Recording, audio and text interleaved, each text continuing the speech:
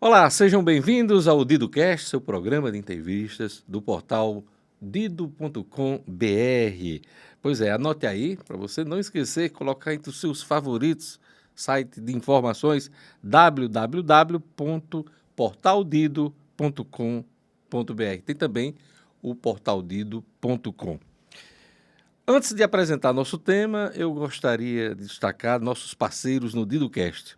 O Sicoob Rio Grande do Norte, mais com escolha financeira, uma opção mais justa para cuidar do seu dinheiro. Ser Sicoob é ser dona, ser dono, participando das decisões e dos resultados da cooperativa financeira. Seturne RN, você sabia que o Circular do Campus está completando 27 anos e teve seu início na antiga empresa Cidade do Sol? Até hoje, o Circular do Campus continua a servir sem custos milhares de estudantes, professores e colaboradores da Universidade Federal do Rio Grande do Norte. Todos utilizam transporte com 8 ônibus nos 4 roteiros. São mais de 230 viagens nos dias úteis durante o período escolar, um serviço das empresas de ônibus à educação do nosso estado. Essa é a mensagem do Seturne RN. E, por último, o Senac Rio Grande do Norte. Não deixe a oportunidade de estudar um novo idioma. No Senac RN, as matrículas estão abertas para você aprender inglês, espanhol, francês, alemão ou italiano. Se você ainda não é aluno Senac, fique ligado. Não perca a chance de aprender mais uma língua. Escolha estudar online ou ao vivo. Tem também presencial, nas unidades Alecrim, Zona Sul e Zona Norte. Planeje seu futuro e amplie suas oportunidades de trabalho. Acesse www.rn.senac.br ou entre em contato pelo telefone, que também é o WhatsApp, 4005 4005. O tema deste episódio é a eleição para senador. Estamos na série de entrevistas com os candidatos ao Senado da República. Vamos apresentar nosso convidado. Francisco Raimundo de Freitas, 34 anos, mais conhecido como Freitas Júnior, é técnico em edificações e graduado em gestão ambiental. Natural de Alexandria, Freitas Júnior é filho de agricultores familiares. Atualmente ele é servidor do Instituto Federal do Rio Grande do Norte e professor de uma rede de cursinhos populares. Freitas Júnior iniciou a militância política em 2000, fundou a Rede Sustentabilidade no Rio Grande do Norte em 2013. Disputou cargos majoritários em 2 eleições, em 2016 para prefeito de Natal e em 2018 para governador. Neste ano, Freitas Júnior migrou para o PSOL, Partido Socialismo e Liberdade, pelo qual disputa o cargo de senador da República. Obrigado, candidato, por sua presença aqui no DidoCast. Eu que agradeço, Diógenes, pela sua generosidade democrática de sempre e também a todos os amigos que estão acompanhando o DidoCast. Vamos marcar o tempo dessa entrevista. Eu estou reservando 40 minutos para todos os convidados dessa série de entrevistas com os candidatos ao Senado da República. Isso é igual, né? Com todos, né? Então vamos marcar aqui e iniciar nosso bate-papo. Eu gostaria de começar, Freitas, por suas origens. O senhor é natural de Alexandria, filho de agricultores familiares e conhece bem a escola pública. O que tudo isso representou na sua formação política? Olha, Diógenes, eu sou de uma família de 7 irmãos. O meu pai foi criado por uma mãe solo. Os meus pais se separaram na década de 50 e com muita dificuldade, o meu pai conseguiu alfabetizar todos os filhos, assim como a minha avó. E a gente, através do esforço dos nossos pais, a gente conseguiu se alfabetizar, consegui me graduar, ser técnico. Na época a gente só tinha 2 Cefetes no Rio Grande do Norte, que era o de Mossoró e o de Natal. E o mais próximo que tinha era uma Escola Agrotécnica Federal de Souza, na Paraíba, que hoje, inclusive, é um campus do IF. E aí eu fui estudar em Souza, fui ser aluno de escola interna, no internato lá. Depois me graduei, me formei em gestão ambiental, fiz 7 períodos de engenharia civil, fiz especialização e hoje sou servidor concursado, servidor de carreira. Eu acredito que mais do que a minha profissão, o IF é uma luta que eu trago. Por isso que eu faço parte dessa rede Emancipa de Cursinhos Populares, que é uma forma de ajudar jovens que tiveram as mesmas dificuldades que eu, até dificuldades maiores, a ter a oportunidade de entrar numa universidade pública e, como consequência disso, ter a emancipação financeira, intelectual e ajudar a sua família. O nome da rede é Emancipa. Emancipa é um movimento de educação popular. O senhor é professor do Instituto Federal do Rio Grande do Norte. Qual a importância do IF no nosso estado e, claro, em outros estados da federação? E como o senhor avalia a criação de institutos estaduais, tendo como modelo os IFs? Eu sou técnico, na realidade, do IF, né? Sou servidor, não dou aula lá. Os IFs é o que a gente tem a melhor escola pública brasileira, assim como o que a gente tem de referência no mundo em educação pública no nível superior são as universidades públicas, da mesma forma que a gente tem de referência no Brasil e no mundo, o IF é o representante brasileiro.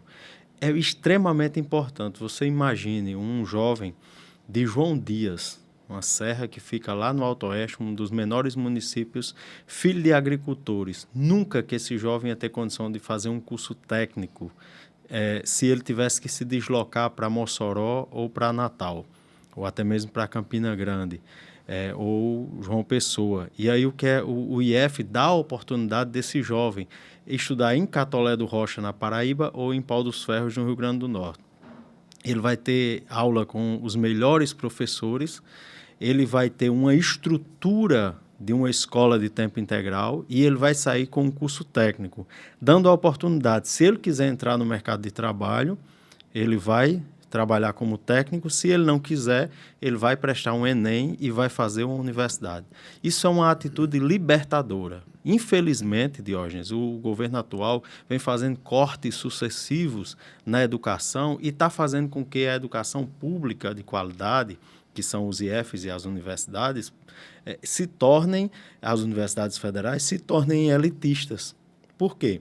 A pessoa entra por cota, ela vem do interior, mas ela tem um sonho de fazer medicina, por exemplo. Como é que ela vai pagar um aluguel? Como é que ela vai estudar? Como é que ela vai se deslocar? Tem um circular, que é de graça, mas é só do via direta até o setor de aulas. Então, esse jovem precisa da política de permanência. E essa é uma das nossas bandeiras. A gente precisa recompor o orçamento da educação pública brasileira e voltar a ter uma política de permanência, que é simplesmente o governo pagar, como já foi feito em governos anteriores, de Dilma, de Lula, que é ajudar o jovem pobre que vem do interior a estudar, porque esse jovem formado, médico, enfermeiro, pedagogo, professor, esse jovem engenheiro, vai voltar para a sociedade e vai gerar mais lucro, vai enriquecer o Brasil. Ele não vai fazer só por ele vai fazer pelo país. Isso vai fazer com que o Brasil seja um país que atraia grandes empresas, ele vai ser um pesquisador que vai encontrar a cura para uma doença grave, que vai encontrar uma vacina para prevenir uma doença como a coronavírus. Então, é muito importante a gente retomar a política de permanência. E eu, claro, que levanto a bandeira dos IERNs, eu acho que tudo que vier para ajudar os nossos jovens, para garantir uma educação de qualidade, é extremamente importante. E aí, a gente está vivendo uma coisa também muito difícil no nosso país, que é com a educação infantil. O governo Bolsonaro se tornou um verdadeiro cemitério de centros, as antigas creches, unidades de educação infantil. O governo abandonou. E hoje, por todas as regiões do Brasil, você encontra obras inacabadas de centros de educação infantil. E esses centros de educação infantil, eles têm um papel muito importante, porque, primeiro, eles permitem que a criança tenha um acesso à escola na idade correta, aquela idade prevista na Lei de Diretrizes Básicas da Educação e também no Estatuto da Criança e do Adolescente. Mas não somente por causa disso, porque lá ele vai ter uma alimentação. Se a criança tem uma creche de tempo integral, ela vai ter uma educação adequada, ela vai ter uma alimentação adequada, ela vai estar protegida da violência, principalmente, aliás, inclusive da violência sexual, e vai permitir também que o pai e a mãe trabalhem no momento de tanta dificuldade, desemprego e fome que a gente está vivendo no Brasil. São três utilidades importantes. Isso. Primeiro, o ensino, o acolhimento, a alimentação e também a possibilidade... A emancipação da família. Da empregabilidade. Já que a gente está falando em avaliação, eu queria, aliás, em educação, eu queria que você fizesse uma avaliação da educação estadual nessa gestão do PT, que é um partido de esquerda alinhado ideologicamente ao seu partido, o PSOL. E, em seguida, o senhor já começou a fazer essa avaliação, apontando falhas da educação no âmbito federal, mas eu queria que o senhor fizesse uma avaliação da educação aqui no Estado e também no âmbito federal. Olha, é sempre Vamos começar pelo necessário, Estado. é sempre necessário, Diógenes, avaliar o governo de Fátima a partir da realidade que ela encontrou. Ela encontrou um Estado quebrado, com fornecedores atrasados, com 4 folhas de pagamento atrasado. Depois disso vem uma pandemia. Claro que esses indicadores eles vão refletir no processo de aprendizagem das crianças. Você tem um professor passando informação para os alunos pelo WhatsApp. Não é uma plataforma adequada. E aí, mesmo se você tiver uma plataforma adequada, o aluno não tem acesso à internet.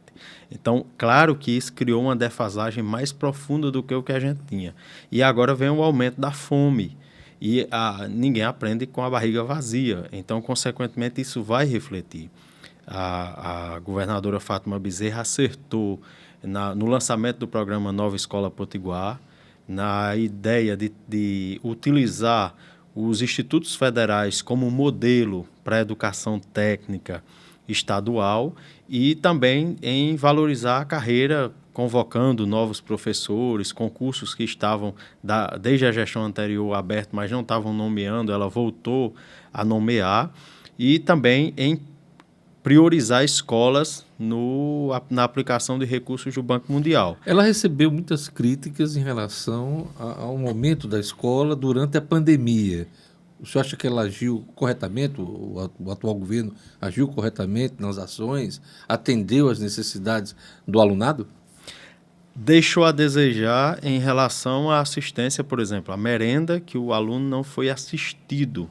É diferente de outros estados que, por exemplo, criaram Bolsa Merenda, davam uma quantia para que a criança continuasse se alimentando. Acredito que foi uma limitação do governo durante a pandemia. Agora, é extremamente necessário a gente reestruturar a educação do estado do Rio Grande do Norte. Os IERNs cumprem um papel importante no processo de educação de ensino médio e profissional, só que a gente tem um ensino fundamental e as séries iniciais, que também fazem parte das atribuições do Estado, que elas precisam de estrutura física e a gente precisa avançar na escola em tempo integral. Se a gente comparar com Pernambuco, por exemplo, a gente está muito atrasado em relação à escola de tempo integral. E isso reflete diretamente no nosso alto índice de analfabetismo. O senhor iniciou a avaliação aí do governo federal nessa área da educação, mas eu queria saber quais outros desafios precisam ser superados nesse governo. A gente precisa superar o próprio governo, Diógenes. É um governo que ataca aquilo que a gente tem de conquista democrática, que a própria imprensa, com um papel importantíssimo. O Brasil evoluiu muito nas últimas décadas, como, por exemplo, a aprovação da Lei de Acesso à Informação. O governo atual trabalha com exoneração, sigilo. Quando alguém, um policial federal, um servidor público da FUNAI, do IBAMA, atua no sentido de garantir a correção, garantir a impessoalidade no serviço público, esse servidor é removido ou é exonerado.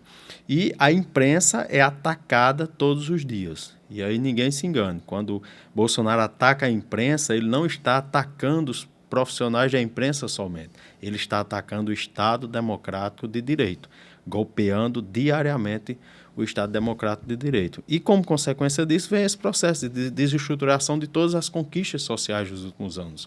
O próprio programa Bolsa Família, por mais que a gente tenha um aumento, mas ele começa a ser desconectado das políticas de frequência escolar, de vacinação, e aí você começa a permitir que a pessoa até receba o recurso, mas que o país não melhore o índice de desenvolvimento humano, a desarticulação do sistema das universidades, da ciência e da tecnologia no nosso país, faz com que a gente fique dependendo de uma máscara, que é uma estrutura extremamente simples da China, que é uma tecnologia que a gente poderia desenvolver nas nossas universidades, mas as universidades estão sufocadas porque a verba de custeio e os recursos da universidade estão sendo cortados todos os anos, estão ficando cada vez menores. Um respirador, gente, é uma tecnologia simples que poderia ser produzido no Brasil, mas a gente precisava de respirador estrangeiro. Por quê? Porque o Brasil continua esse processo de desinvestimento em ciência e tecnologia e também na industrialização do país. Cada vez mais a gente depende de capital estrangeiro e depende só do agronegócio, e a gente não tem um celular produzido no Brasil, não tem chip produzido no Brasil, e um respirador, que é uma estrutura simples, da mesma forma, não é produzido no Brasil. E enfrentamos graves problemas de abastecimento durante a crise sanitária, né? Muita gente morreu e essas vidas poderiam ter sido salvas se a gente investisse na industrialização do país. Candidato, o senhor foi um dos fundadores do Partido Rede Sustentabilidade no Rio Grande do Norte. O projeto deu errado? Eu fui um dos fundadores da rede, até nacionalmente também, fiz parte da direção do partido. Agora, ainda em 2018, a gente tinha divergências em relação ao segundo turno. A gente acreditava que, independente de concordar ou não, era necessário abraçar a candidatura de Haddad como sendo a candidatura do campo democrático. Naquele momento, por divergência, eu rompi politicamente, mas só depois eu oficializei a desfiliação. Então, já em 2018, o senhor no segundo turno decidiu deixar a rede? No segundo turno, porque a rede demorou muito a se posicionar radicalmente. E agora a história provou que a gente estava correto, mas depois houve um realinhamento da rede através do trabalho de Randolph, e principalmente o trabalho brilhante de Heloísa, que foi a pessoa que me levou para a rede, que é uma pessoa que eu tenho um Heloísa Helena, ex-senadora do PT, PSOL, né? Isso. E aí, atualmente houve um realinhamento e a rede e o PSOL formam uma federação. A Rede Sustentabilidade aqui no Rio Grande do Norte, teve uma grande vitória majoritária em 2018, ao abrigar a candidatura de Stilson Valentim, que acabou vitoriosa. Ganhou, mas não levou, porque o senador trocou de legenda logo nas primeiras semanas do mandato. Primeiro dia, né? Primeiro dia? Dia da posse. Então foi mais rápido do que eu pensei. Valeu a pena a empreitada? Olha, havia uma pressão muito grande de setores da sociedade e também do próprio partido. Eu acredito que é uma avaliação que o partido deveria fazer em relação a isso. Eu, particularmente, quando vejo um senador que trabalhou 16 anos na polícia, com 37 anos de idade se aposenta e vota a favor de uma reforma da Previdência que vai fazer com que um estoquista de um supermercado, uma mulher que pega em peso diariamente, que desenvolve tendinite com 50 anos de idade, dificuldade de andar, hérnia de disco, e que aumentar 2 anos de idade para essa mulher se aposentar, francamente, isso é uma derrota. Você tem, e aí eu reconheço. E é uma insensibilidade. Eu acredito que uma pessoa que se aposenta com 37 anos de idade... Que foi o caso o caso de Stilson, né? Que entra para a reserva, né? Que é o nome, porque ele é militar, mas é uma aposentadoria, essa é a realidade. 37 anos de idade, 16 anos de contribuição só. Aí votou a favor de uma mulher, aumentar a idade de aposentadoria das mulheres de 60 para 62. Então é perverso, é desumano. Só para lembrar aquele momento, que foi uma vitória da Rede Sustentabilidade e elegeu um senador no estado como o Rio Grande do Norte. Quem procurou quem? O partido procurou o Stilson ou o Stilson procurou a legenda? Naquela ocasião. Eu estava indo para Mossoró, eu e Napoleão, que era o outro candidato a senador, era a renovação de 2/3, quando o telefone tocou. Nunca tinha ouvido tudo, era ele ligando e querendo conversar. Ele, o senador Stilson. Isso. O então Tenente Stilson, né? Stilson. Até nisso ele foi promovido, porque quando vai entrar na reserva é promovido. Então, ele já era capitão. E aí ele marcou da gente conversar, a gente conversou lá em Candelária. E depois a conversa meio que esfriou, mas ele ficou insistindo que precisava de uma legenda, tudo, e a gente, o partido também, algumas pessoas se empolgaram e fizeram muita pressão, e quando foi votado, não foi unanimidade, mas foi maioria na direção do partido para aceitar a candidatura dele. O senhor já disputou 2 eleições majoritárias, uma para prefeito em 2016 e outra para governador em 2018, tendo inclusive inscrito como candidato ao Senado. O que diferencia a atual candidatura ao Senado das anteriores, das experiências anteriores? Diógenes, um momento triste e lamentável que a gente está vivendo. O Brasil agora voltou para o mapa da fome. A gente tem 61 milhões de brasileiros em insegurança alimentar. Desses, 15 milhões estão passando fome. E isso não é gente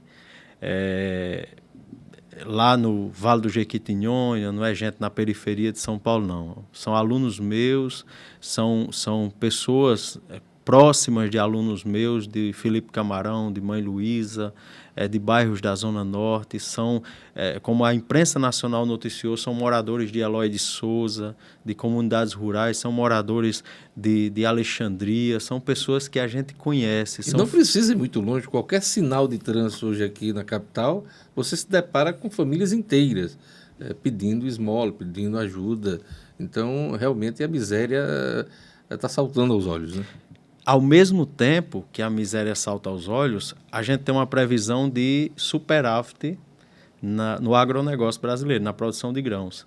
A previsão é 263 milhões de grãos, de toneladas de grãos que o Brasil vai ter. Então, o Brasil vai produzir cada vez mais grão. Esse grão vai servir de alimento para porco no Japão, na China, vai alimentar o mercado estrangeiro, enquanto isso a nossa população está passando fome. A LDO foi sancionada pelo presidente da República essa semana, e a previsão é que, pelo 4º ano seguido, não vai ter aumento real do salário mínimo. O salário mínimo vai ser abaixo da inflação. Então, esse cenário de fome, esse cenário de dificuldade, que é um cenário que a gente imaginava que nunca mais ia voltar, faz com que haja necessidade de se discutir um projeto para o Rio Grande do Norte, mas não somente isso, mas um projeto para o Brasil. E esse projeto envolve a gente vencer a fome, a gente discutir uma renda básica universal para todo brasileiro e fazer também criar uma política de Estado de valorização do salário mínimo, que a revisão do salário mínimo não pode ser pela inflação. Você tem que criar um índice com base na inflação da cesta básica, para que a família que compromete quase todo o salário com a alimentação, ela não tenha uma perda no seu salário mínimo.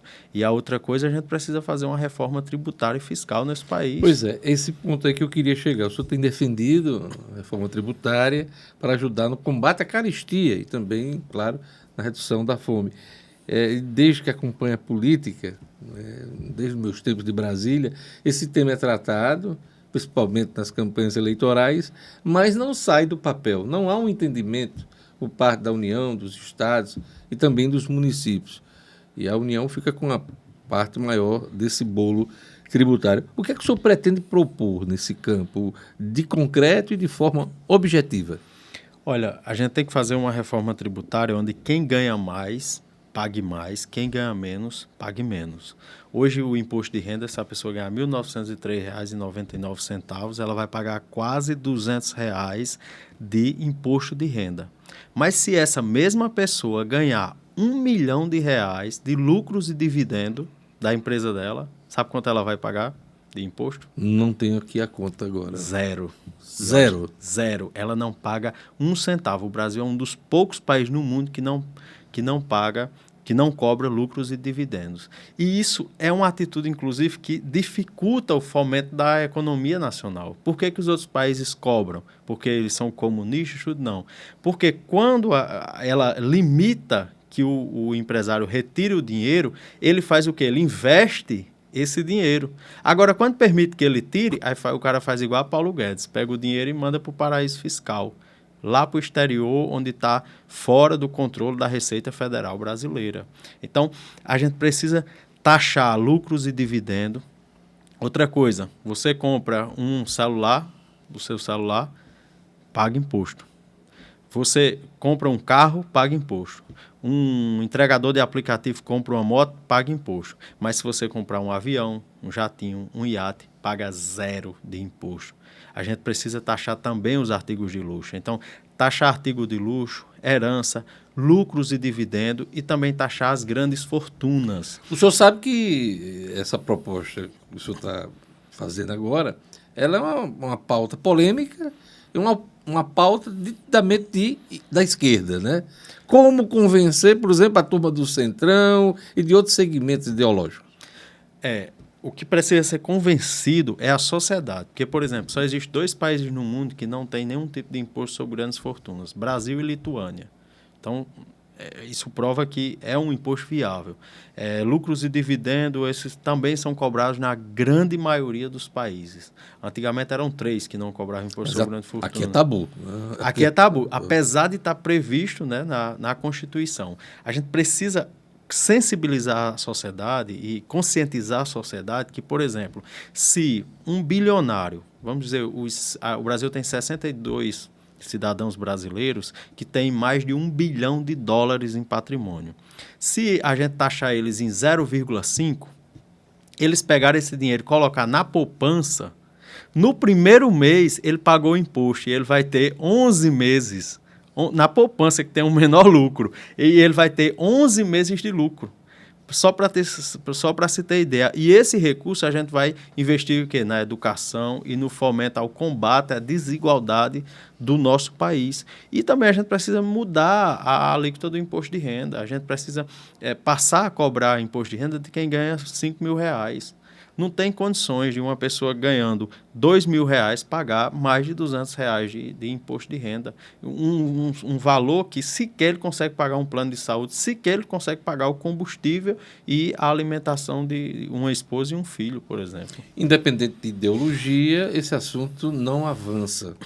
Digo isso porque tivemos aí mais de 12 anos de governo de esquerda, voltamos a ter um governo de direita e agora de extrema direita, enfim. Mas esse assunto não muda. E continua sempre taxando o consumo, né? Taxando a alimentação, taxando a gasolina, quer dizer, e dificultando o consumo.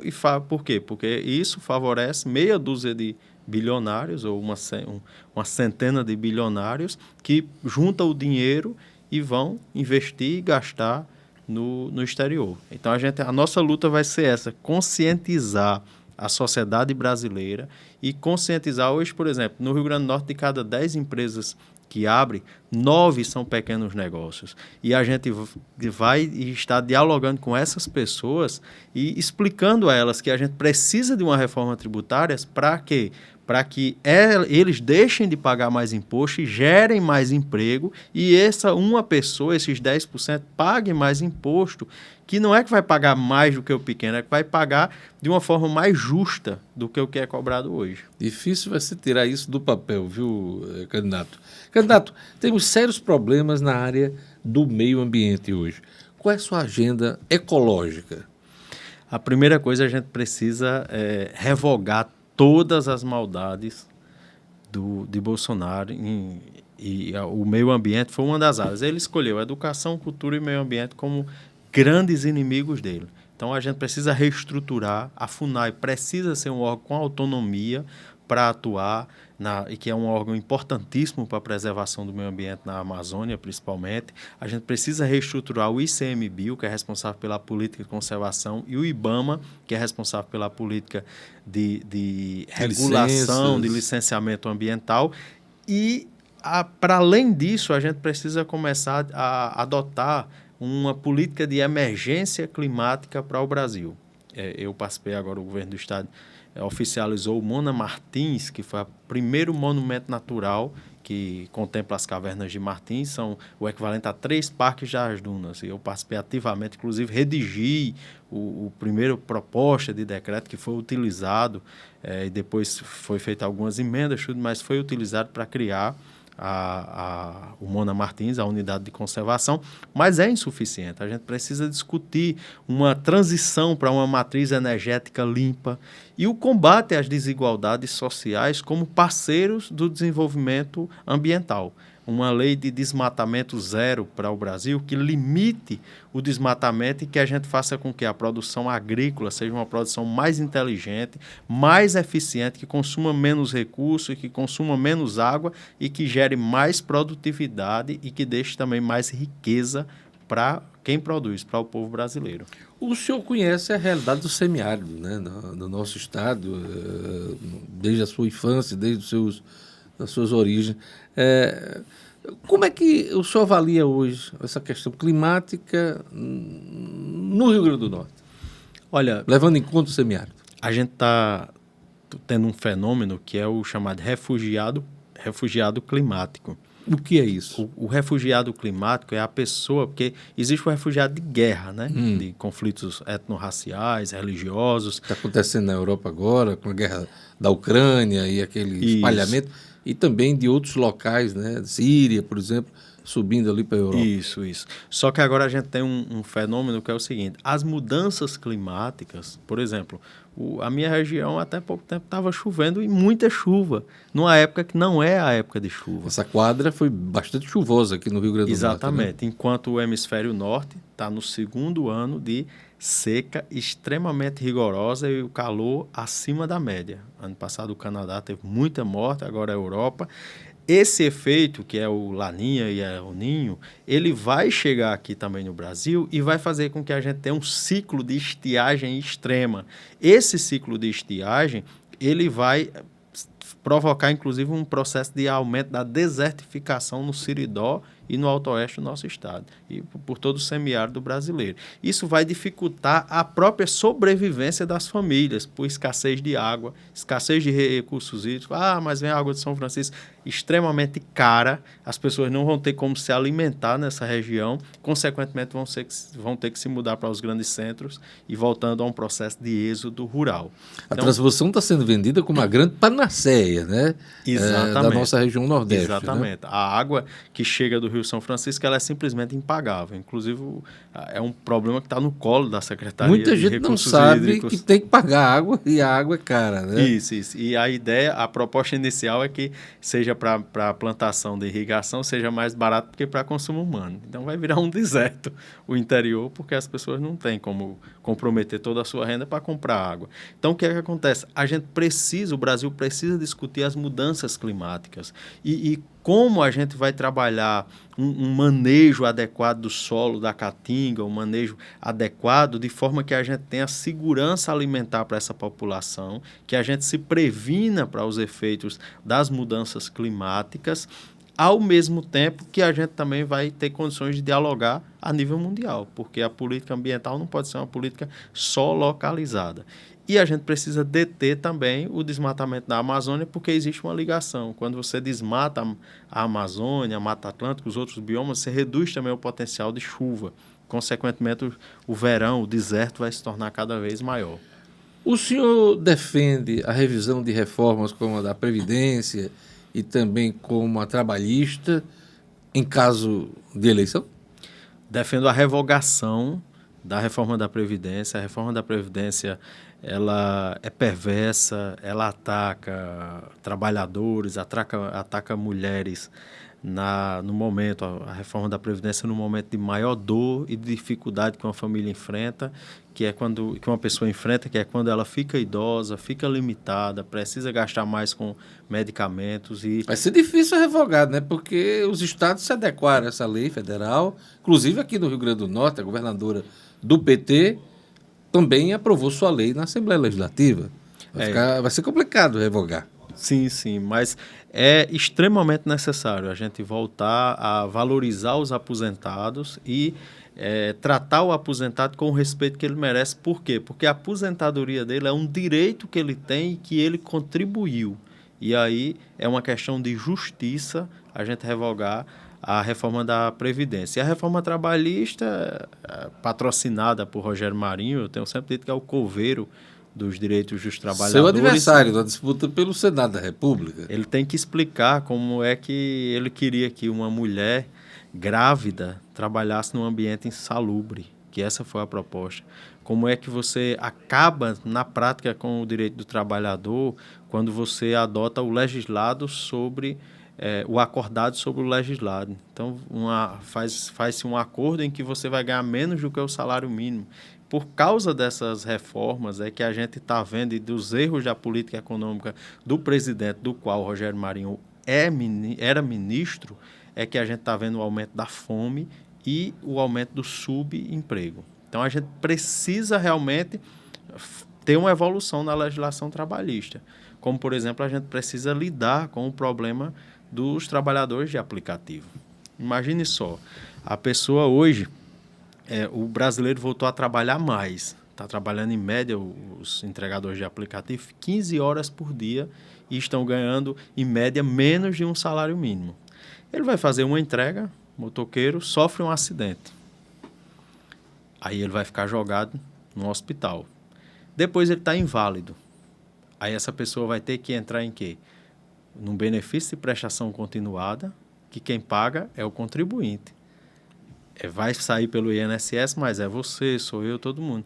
Então, o que é que a gente... Mas a empresa de aplicativo está ganhando, está com as ações sendo valorizadas na Bolsa de Valores, está cada vez mais rica. Mas quem vai pagar toda a despesa da família, a manutenção do custo, com benefício de prestação continuada, somos nós. Isso está errado. Isso está errado. A empresa que está ganhando com a mão de obra daquele trabalhador que está se dedicando 15 horas por dia, arriscando a sua vida no trânsito, ela que tem que assumir a responsabilidade, como se você contratar uma pessoa ou qualquer outro empregador assume a responsabilidade. Então, a reforma que a gente precisa fazer é nesse sentido, de garantir mais direito para os trabalhadores que estão dedicando a vida e totalmente desassistidos. O que é que o senhor acha do orçamento secreto? O orçamento secreto é o maior escândalo da história brasileira, né? Deixou os anões de orçamento, mensalão, tudo aquilo deixou no chinelo. É a coisa vergonhosa, Diógenes, e faz com que o Brasil gaste muito dinheiro, mas não tem projeto. Porque o orçamento secreto é para quê? Para agradar conveniências. Então, a gente poderia ter um presidente da República que dissesse, não, eu vou ser o presidente que vai reerguer a construção civil do Brasil. Vou criar um programa mais avançado do que o Minha Casa Minha Vida, que a gente vai conseguir resolver o déficit habitacional do nosso país. Imagine, Natal com 3 mil moradores, pessoas em situação de rua. Então, fazer uma proposta ousada nesse sentido. Todo mundo da classe média que está trabalhando, que a gente vai fazer com que essa pessoa tenha acesso. Isso ia movimentar a economia do país inteiro, isso ia resolver o problema do déficit e ia gerar emprego, enfim. Mas não. O dinheiro está sendo gasto mais do que seria necessário, mas não tem um projeto. Aí o que é que acontece? Esse dinheiro vai servir para fazer show de artista numa cidade que não tem um hotel para hospedar uma pessoa. Esse show, isso aí vai ser para... Eu conheci a realidade de uma cidade no interior que a prefeitura recebeu 3 máquinas, só que a cidade não tem um motorista com categoria D. 3 máquinas, tratores. Isso, essas máquinas grandes de empilhadeira, essas coisas. Aliás, é porque eu estou tentando lembrar o nome, estou lembrando da marca, mas é como um trator. E aí o que é que acontece? A prefeitura não tem orçamento para pagar o combustível dessas máquinas e a cidade não tem sequer um profissional concursado com carteira de habilitação D para pilotar as 3 máquinas. Mas a máquina chegou. Ficou lá no pátio da Alfesa, lá em Mossoró, e depois o prefeito foi lá e entregou. E está servindo para quê? Para nada. Aliás, orçamento secreto. Está servindo. Orçamento secreto que tem aí uma previsão de 18 bilhões de reais para o ano que vem.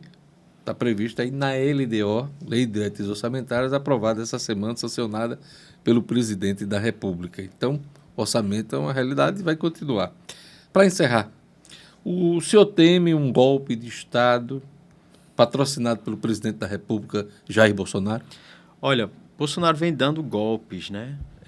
7 de setembro do ano passado, esse ano, diversos eventos que ele vem fazendo são golpes. Cada ataque que ele faz a uma jornalista no cercadinho é um golpe que ele está fazendo. Cada demissão que ele faz, cada exoneração, quando diz respeito a uma lista tríplice, ele está dando pequenos golpes para tentar consolidar esse grande golpe. Eu não sei se o covarde incompetente do Bolsonaro vai conseguir dar esse golpe. Eu só sei que, se ele tentar, eu estarei na linha de frente no combate a qualquer tipo de Então, o senhor acredita ditadura. que pode ocorrer uma ruptura institucional de desrespeito à Constituição? Eu acredito que ele vai tentar, como ele tem tentado. Mas, independente de tentar ou não, eu sei que eu estarei na frente. Ou seja, no combate. Não sou dos que vão embora, não. Sou dos que vou ficar aqui. O senhor acredita que o presidente não vai aceitar o resultado das urnas caso ele não seja o vitorioso? Não. Ele não vai aceitar. Inclusive, já tem dado todos os sinais, tudo. É lamentável que as Forças Armadas se submetam ao que estão se submetendo, mas eu tenho sérias dúvidas se ele tem competência até para isso, porque é tão incompetente que até para dar um golpe de Estado ele talvez tenha dificuldade, mas que vai tentar, vai. E qual a importância dos manifestos que a gente vem acompanhando? Inclusive, essa semana temos aí a leitura na USP, em São Paulo, temos um manifesto da Fiesp, Federação das Indústrias, juntamente com bancos, Febraban, e mais recentemente temos um manifesto aí do setor cultural do país aí. Esses manifestos, eles são importantes nesse momento de reafirmação do nosso sistema democrático? Olha, eles não só são importantes, Diógenes, como eles são indispensáveis. A gente está vendo um momento, a coisa é tão séria, que você está vendo partidos dos mais diferentes espectros políticos.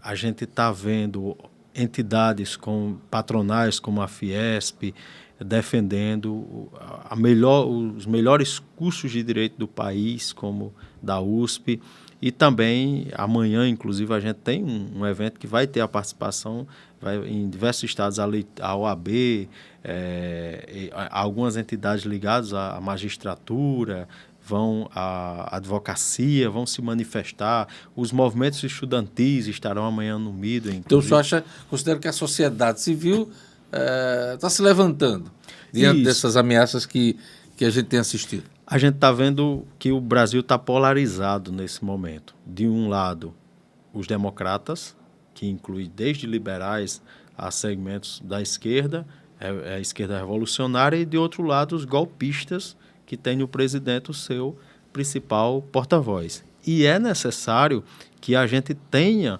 esse enfrentamento, que tenha o povo na rua para peitar toda a ânsia golpista do presidente. Até mesmo porque é importante, inclusive, que ele perca já no primeiro turno para mostrar a falta de apoio, de anseio popular que ele tem. Para encerrar, uma provocação, como é que está se sentindo na nova casa o PSOL? O senhor que se filiou ao partido neste ano e já encara uma candidatura majoritária ao Senado da República. Olha, o PSOL, eu tenho uma relação com o PSOL muito antiga, porque eu fui para a rede por causa de Heloísa, e eu sempre fui socialista, eu sou um ecossocialista, inclusive o PSOL nesse período também acumulou muito em relação ao ecossocialismo, ao ambientalismo popular, e me sinto em casa, porque é uma relação antiga, que eu já ajudei, recolhi assinatura também para ajudar a fundar o PSOL, embora nunca tenha sido filiado. Votei em candidatos do PSOL nas primeiras eleições que eu votei, e me sinto em casa e defendendo um programa socialista, então sendo coerente com a minha história de vida e com a minha militância política também. É isso aí, eu gostaria de agradecer a presença aqui no nosso programa de Freitas Júnior, ele que é candidato ao Senado pelo Partido Socialismo e Liberdade. Obrigado por sua presença. Eu que agradeço, Diógenes, pela sua generosidade democrática, e também a todos os amigos que acompanharam aí pela internet. Semana que vem tem mais. Teremos mais uma edição do DiduCast com mais um candidato ao Senado da República. Neste mês de agosto, nós estamos dedicando espaço aí aos postulantes ao Senado. No mês de setembro, vamos entrevistar aqui os candidatos ao governo do Estado. Obrigado a todos. Acompanhem o programa também pelas plataformas de podcast, Spotify, Deezer, Apple e também o nosso canal no YouTube, Portal Dido. É só acessar. A todos uma boa semana. Até a semana que vem.